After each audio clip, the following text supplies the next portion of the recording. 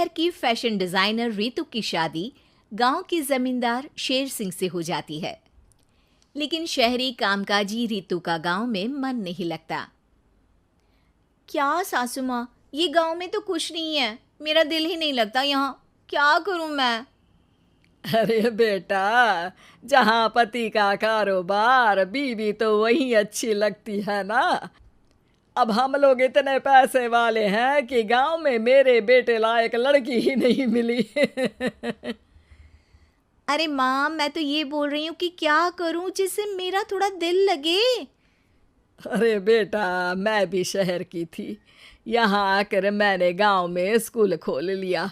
बच्चों को पढ़ाती थी तो मन लग जाता था।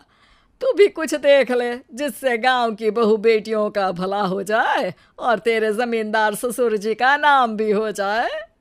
रितु क्या करती, फैशन डिजाइनिंग वाले कपड़ों को गांव की औरतों पर कैसे ट्राई करती। लेकिन एक दिन, अरे क्या बात है डार्लिंग, बड़ी जल्दी उठ गई। और ये हाथ में फेविकॉल और कागज, कहाँ जा रही हो? मैंने सोच लिया है कि मैं अपना फैशन बुटीक खोलूंगी। गांव की औरतों को सजा धजा कर फैशन शो करूंगी और यहाँ की औरतों को भी शहर के फैशन से वाकिफ करवाऊंगी। फैशन और यहाँ की औरतें, अरे इन लोगों को तो बस चूल्हा चौका आता है। खाली समय में एक दूसरे के सर से जुएं निकालती हैं या फिर अचार पापड़ बनाती है। इन लोगों के बस की नहीं है फैशन को समझना। लेकिन रितु मानती नहीं। वो पूरे गांव में पोस्टर चिपका देती है कि किसी को भी नए डिजाइन के कपड़े पहनने का शौक है तो जल्दी जमींदार की बहू से मिले। लेकिन रितु की दुकान में 2 दिनों तक तो कोई आता ही नहीं। पर एक दिन, अरे कमला, क्या हुआ, क्या देख रही हो? ये पुतला देख रहा है दीदी। क्या दिख रहा है इसमें ऐसा?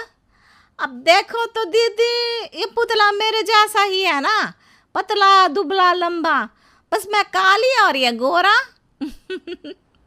तू ये बता, इस पुतले के कपड़े तुझे कैसे लग रहे हैं?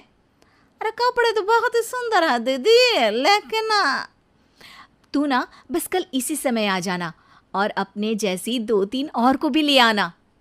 अगले दिन कमला 2 लड़कियों को लेकर आ जाती है। रितु उन लोगों को अपने हाथ के सिले कपड़े पहनाती है और घर भेज देती है। उन लोगों को गांव की दूसरी औरतें भी देखती हैं।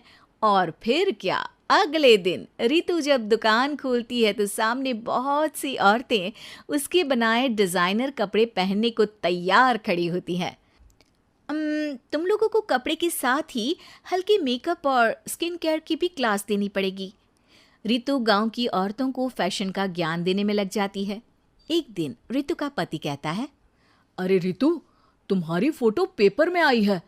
क्यों भाई, ऐसा क्या कर दिया मैंने, क्या लिखा है? अरे लिखा है गांव में होगा अब फैशन वीक। अरे हाँ, कल ना कोई फ़ोन आया था मीडिया वालों का, तो मैंने भी बोल दिया कि फैशन शो तो अब गांव में होगा। लग रहा है उसी की खबर बना दी है। तभी रितु को एक फ़ोन आता है। हेलो, कौन बोल रहा है? जी मैं काम्या बात कर रही हूँ लुक में फैशन वीक से। हम लोगों ने आपका काम देखा। हम शहर वर्सेस गांव का फैशन थीम में एक फैशन शो आपके गांव में करना चाहते हैं। अरे वाह, ये तो बहुत ही अच्छी बात है। मैं अपनी मॉडल्स के साथ शो में हिस्सा ज़रूर लूँगी। बस अब क्या था, वो दिन भी आ जाता है जब रितु की गांव की गोरी शहर की छोरी के साथ स्टेज शो में हिस्सा लेती हैं। शो के बाद, अरे आपकी वो जो कलेक्शन है ना, मैं उसकी पूरी सीरीज खरीदना चाहती हूँ। सच में आपने वो कपड़े डिजाइन करे जो आज के लोग आसानी से घर और बाजार में पहन सकते हैं। और बजट में भी है। हम भारतीयों के लिए तो ये डिज़ाइन बेस्ट है जी।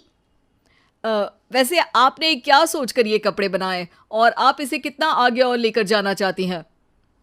औरतें और फैशन एक दूसरे के पर्यायवाची है। तो ये किसने कहा कि गांव की औरतों को डिज़ाइनर कपड़े पहनने का हक नहीं? मेरा मानना है कि शौक सभी औरतों में होता है। ज़रूरत है तो बस उसे जगाने की, उनके हिसाब और बजट के कपड़ों की, जो मैंने बनाए और सबको पसंद भी आए। अब रितु का गांव हर जगह प्रसिद्ध है, ना सिर्फ रितु के लिए बल्कि वहाँ की औरतों की फैशन के लिए।